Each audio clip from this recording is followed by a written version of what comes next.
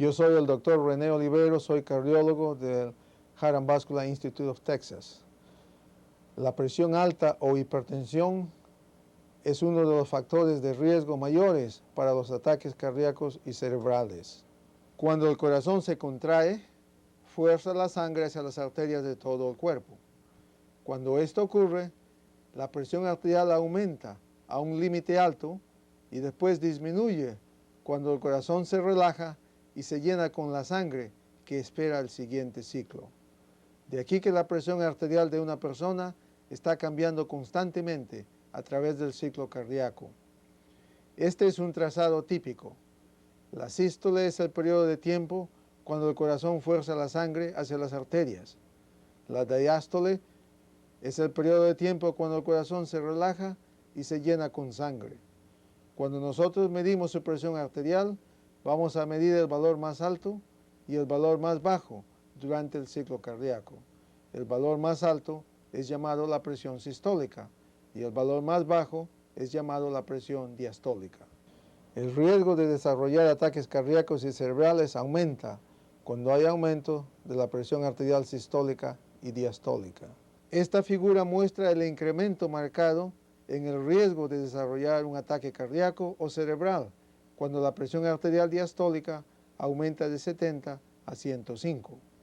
Esta figura muestra un aumento significante en el riesgo de un ataque cardíaco o cerebral cuando la presión arterial sistólica aumenta de 105 a 195. En el pasado, el mayor interés estuvo concentrado en el control de la presión arterial diastólica. La razón para esto se debió a que todos los estudios clínicos de los efectos de las medicinas que bajan la presión arterial sobre el riesgo de ataques cardíacos o cerebrales fueron basados en los cambios de la presión arterial diastólica. El primer estudio con medicinas que bajan la presión arterial fue el estudio original del Veteran Administration cooperativo, donde se tomaron pacientes que tenían presión arterial diastólica entre 115 y 130. El resultado mostró una reducción de 13 veces menos en el riesgo de tener un ataque cardíaco o cerebral cuando se usaron medicinas para bajar la presión arterial. En el segundo estudio Veteran Administration cooperativo, se mostró que los pacientes que tenían presión arterial diastólica entre 105 y 115 tuvieron 4 veces y media menos oportunidad de desarrollar ataques cardíacos y cerebrales cuando la presión arterial fue bajada con medicinas. Hay otros 5 estudios que muestran una reducción del 20 al 25% en el riesgo de desarrollar ataques cardíacos y cerebrales cuando se usó medicinas que bajan la presión en pacientes cuya presión arterial diastólica estuvo entre 90 y 105. Sin embargo, hay 3 estudios que muestran muy poco o no mejoría en el riesgo de ataques cardíacos y cerebrales cuando la presión arterial diastólica estuvo entre 90 y 95. La razón por el fallo de las medicinas antihipertensivas de reducir el riesgo de ataques cardíacos y cerebrales es que el beneficio de bajar la presión fue contrarrestado por los efectos colaterales de dichas medicinas. Los efectos colaterales típicos fueron una baja en los niveles de potasio y magnesio, un incremento en el colesterol y los triglicéridos y una reducción en la fracción HDL del colesterol. Por esta razón, la mayoría de doctores en nuestro país han elegido no tratar pacientes con presión arterial alta hasta que la presión arterial diastólica sea mayor que 90 a 95. De aquí que pacientes con presiones arteriales de 160/70 o 170/70 no son tratados por presión arterial alta, aunque la presión sistólica es elevada. Sin embargo, en los últimos años, investigaciones han mostrado que tratando la presión arterial sistólica alta es beneficiosa, aunque la presión arterial diastólica sea de menos de 90. Una revisión básica de la manera como el corazón trabaja les explicará por qué tratando la presión arterial sistólica alta es tan importante como tratando la presión arterial diastólica. Las arterias coronarias están localizadas en la superficie externa del corazón. Si medimos la presión adentro del corazón durante el ciclo de bombeo, usted verá una curva de presión como esta. Cuando el corazón bombea la sangre hacia las arterias, la presión aumenta hasta que toda la sangre esté afuera del corazón. El corazón entonces se relaja y la presión cae cerca a cero. Cuando el corazón se llena con sangre, la presión aumenta gradualmente hasta que el llenado es completo y entonces el corazón bombea la sangre hacia las arterias de nuevo. La diferencia principal entre la curva de presión en el corazón y en las arterias del cuerpo sucede durante diástole, cuando la presión arterial adentro del corazón es más baja que en las arterias del resto del cuerpo. Cuando el corazón bombea la sangre hacia las arterias, la presión adentro del corazón es más alta que la presión en las arterias del cuerpo. Este aumento de presión adentro del corazón, comparado con la aorta, es lo que causa el flujo de sangre del corazón hacia las arterias del cuerpo. Como la presión adentro del corazón es más alta que la presión adentro de las arterias, cuando el corazón está bombeando la sangre, esta no pasará al músculo cardíaco desde las arterias durante la sístole. El músculo cardíaco recibe sangre y oxígeno solamente durante diástole, cuando está relajado, y la presión adentro del corazón cae más bajo que la presión en las arterias coronarias. Esta diferencia en presión durante la diástole o la fase de relajamiento del corazón es lo que empuja la sangre de las arterias coronarias hacia el músculo cardíaco. El número más alto de la presión arterial representa el trabajo del corazón y la presión en las paredes de las arterias. Ahora sabemos que en 95 a 99% de los casos, la causa de un ataque cardíaco o cerebral es la formación súbita de un coágulo de sangre en la pared de una arteria que nutre el corazón o el cerebro, en el sitio de un bloqueo por una placa de colesterol que totalmente interrumpe el flujo de sangre.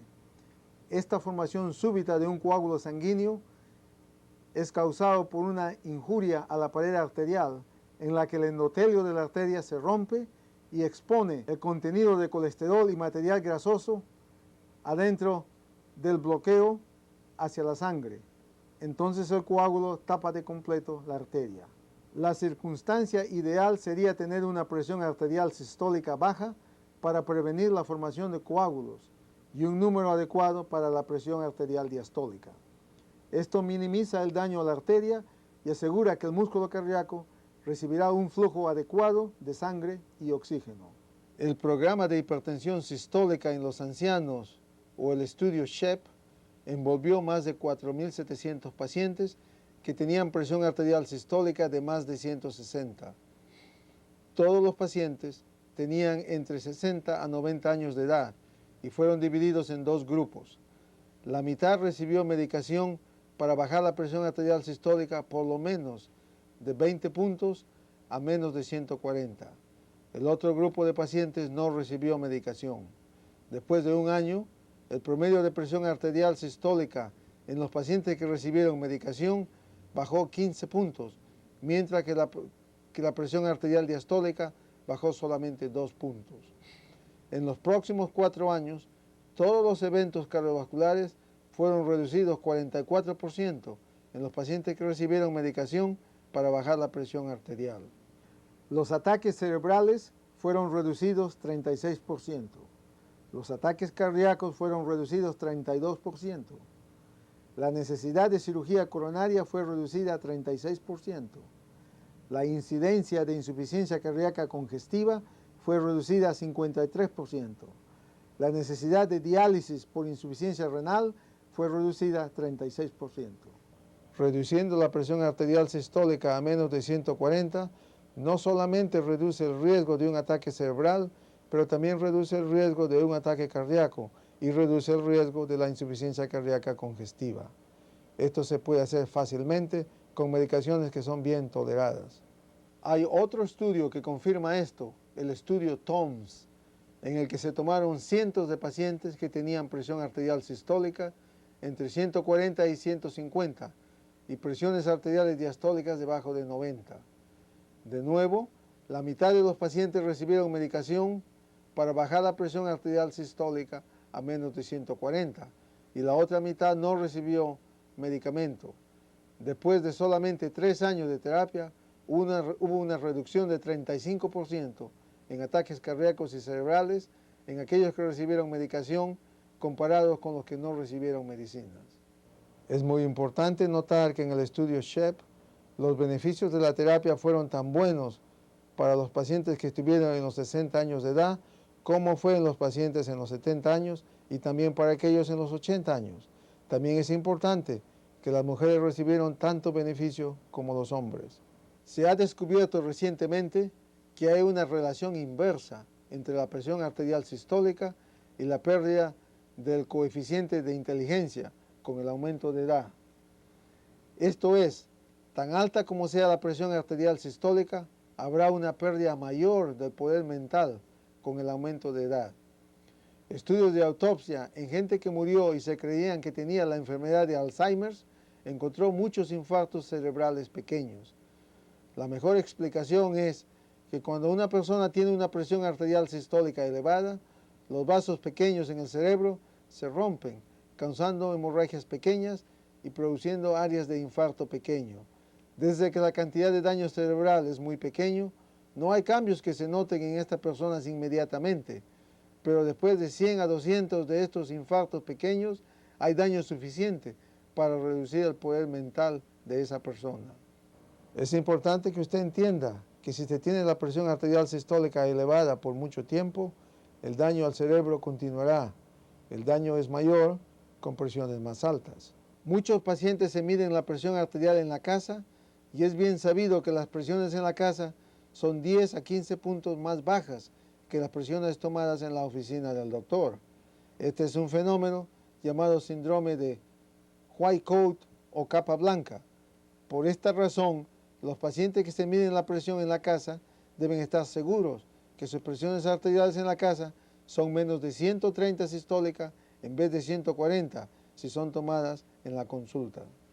La manera correcta de determinar la presión arterial sistólica es medirla 4 veces sentados después de 5 minutos de descanso y hacer un promedio de las 4 medidas. Por esta razón, estamos cambiando el protocolo para determinar la presión arterial en la oficina para aquellos pacientes que tienen la presión arterial sistólica arriba de 140. Si su presión arterial es menos de 140, no hay razón para tomar 4 medidas y hacer un promedio.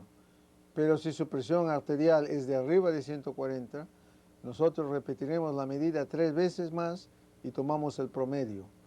Las presiones arteriales deben ser medidas después de 5 minutos de descanso y sentados.